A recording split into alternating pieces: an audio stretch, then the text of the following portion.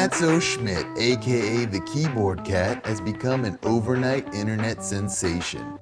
The Cat's first public performance came in August of 1969 at a new venue called Woodstock. A lot of people think that Hendrix was the last act, doing the whole Star Spangled Banner thing, but Fatso actually ended the concert. But I think a lot of people had left, and I don't know, people don't realize that Fatso was at Woodstock. When Play Him Off came out, they talk about the day the music died. This was the day that music was born. The songs were infectious, they were in your mind. You felt like your heart was beating, not to what a normal heartbeat is, but it was to Keyboard Cat's songs. That Fatso Variety Hour was killer, and he had everybody on it, and suddenly the guests we were getting, we had started at first, but suddenly the guests what we wanted, Fatso was booking them out. If you remember the election of 1980, Carter was scheduled to be on the show, and Keyboard Cat said no. Ronald Reagan goes on the show, brings an oboe. They play Why Can't We Be Friends by War. 3 weeks later, Reagan wins. The public wanted more, and he couldn't deliver. And then it just spiraled downward. He was partying with Betty Ford, and they both hit rock bottom together. I mean, there was a lot of promiscuous sex. How many times can you pull and pray before your prayers run out? And if you were an orphan between 1995 and 1991, statistically, Keyboard Cat is your father. Look no further. Call off the dogs. He's your dad. It was really hard growing up knowing that your father was a cat, and he was just never really around it. He tries to be a good dad. Can we take a second? What the are you doing?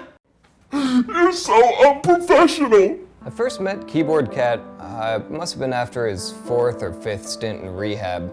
It was through a mutual friend, actually, Aerosmith. At the time, Keyboard Cat really wanted to revitalize his music career, in this case by joining a hip, young, new band.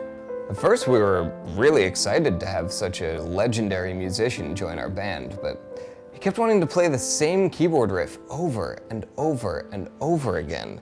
I remember I went into the Coffee Bean, of course, and I saw out of the corner of my eye, there he is, just sort of sitting there. And I said, come with me, we're getting out of here. We get into the studio, and I sit him down in the chair, and he starts to play. He's just playing the song.